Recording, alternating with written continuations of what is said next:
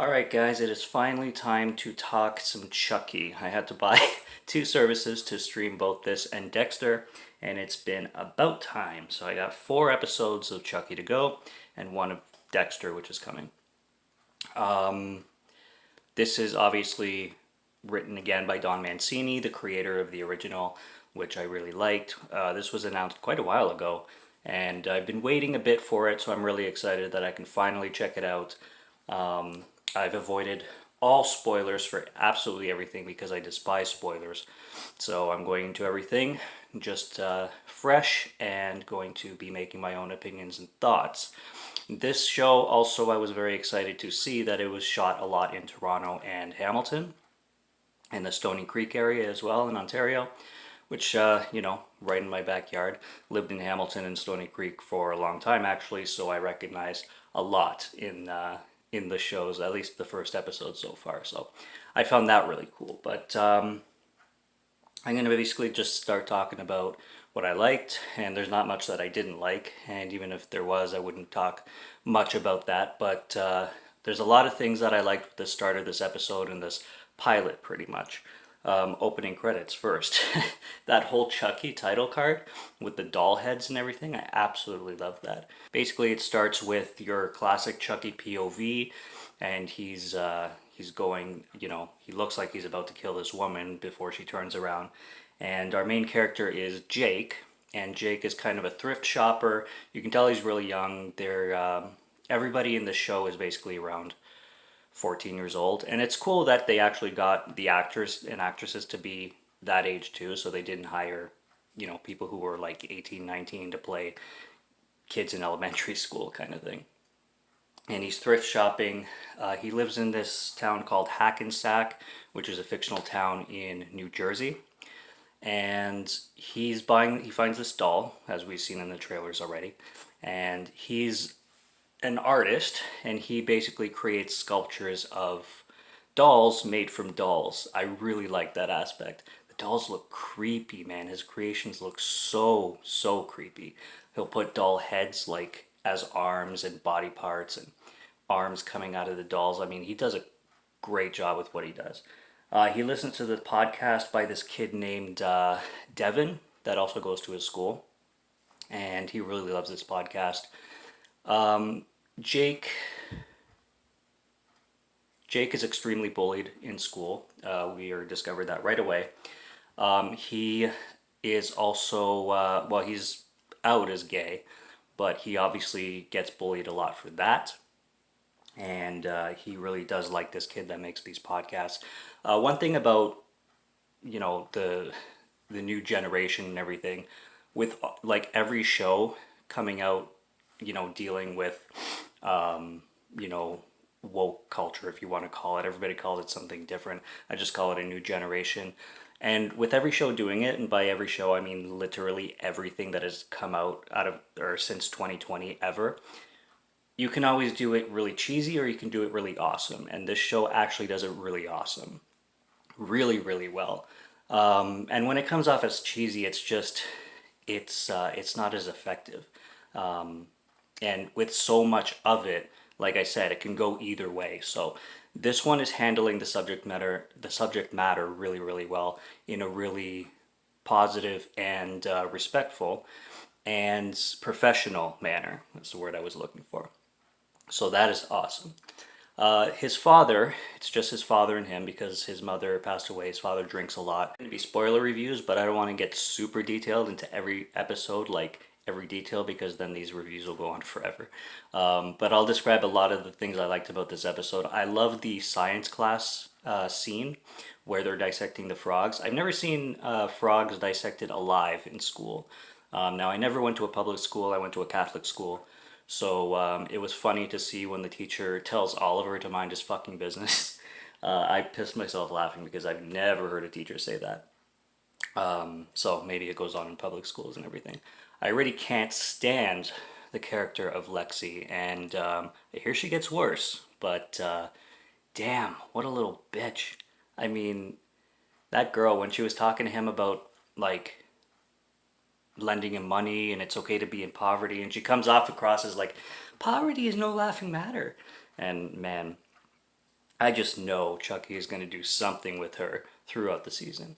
The talent show scene was obviously genius, where Chucky, goes up and starts to talk, and the audience thinks that it's obviously Jake doing a puppet show in this talent show. And the things he says, and he's totally ripping Lexi apart. I was cheering for him. There's times where you root for Chucky when he's not just murdering everybody. And that whole scene was hilarious. It got to me like crazy. For a first kill, this was a great one. Death by whiskey barf electrocution. And plus the dad being pretty rough on the kid. It was kind of, I'm mixed on it. I think I liked seeing him die mostly, but I would have also liked to see his character develop a little bit more. But it's not the biggest deal. I'm curious to see how things go when Jake moves into his cousin's house, I believe, Junior. And I don't know, this show really goes to the throwbacks of the feel of the older films. Even there's that throwback with the 1988 Chucky when the mother's going to throw him into the fire. He basically repeats the same lines, talk. I said, talk to me, damn it. And then he gets slapped in the face, and he finally sees Chucky for the first time. When I was watching trailers for this show, I thought, why would a kid this age be carrying a doll around in school? And after watching it, I still think that. I still wonder, why would this kid be carrying a doll after school? I know he loves dolls as in making art with them. And I know he's obviously an outcast. And I know he's kind of lonely, but like, why would he be still carrying a doll around, knowing that he's going to be picked on, obviously? But it kind of made me think. I was kind of the same way at that age, because I was definitely bullied a hell of a lot.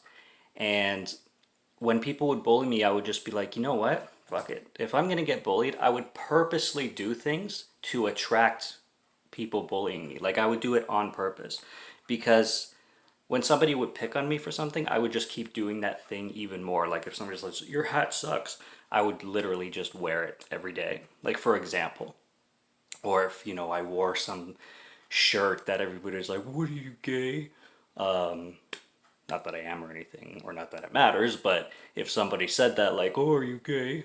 I'd just keep wearing it. I wouldn't say anything. But I would just be like, you know what? Fuck off. Like, I'm gonna get bullied anyway, and I'm gonna give you reasons to bully me until you're sick of bullying me and stop. I'm gonna show you that I do not care at all. And then hopefully you'll stop when you realize that I don't care. That's kind of the kid I was. So I wonder if he's doing the same thing, but like with the doll kind of thing. It's like, fuck it, you know what? I'm going to carry a doll around because I love dolls. So throw it at me. Keep throwing those fucking shirts and whatever else. But I have to say, the best Chucky reveal, or the best Chucky introduction, was definitely the talent show. I love how he ripped Lexi apart. And he's like, you're all a bunch of fucking assholes to the audience. And the audience thinks it's Jake.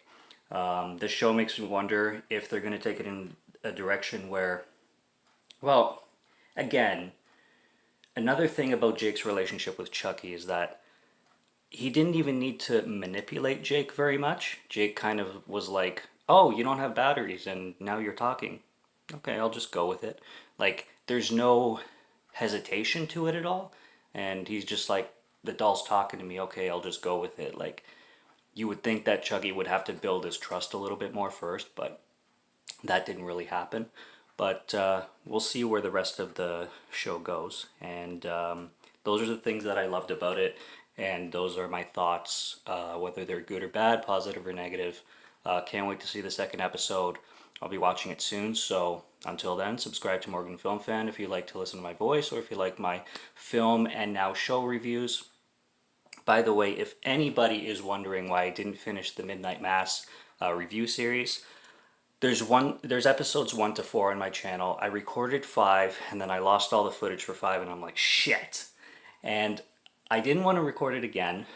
that night, and then I got caught up in 31 Days of Horror, and when I did, I thought, screw it. You know what? I'm gonna finish the series. The series is done anyway, and I don't really like doing one episode at a time when you have a whole series. So there's a Midnight Mass. I'm gonna rewatch it a second time entirely. I did finish the show. It's my favorite show of probably the last decade. I'm not gonna lie. So I'm going to do a full Midnight Mass review instead of one episode at a time. I'm doing one episode at a time for this and Dexter because they're coming out one at a time. There's also another full review on the full series when I'm done the series for Maid, because I'm really liking Maid and I really have a lot to say for Maid as well. So those are coming, and just so you know, there's a full season Midnight Mass review coming, which I will have a lot to say on as well. So yeah, until then, Chucky's coming, Dexter's coming, and those two series are coming too. So subscribe if you're interested, and take care. Cheers.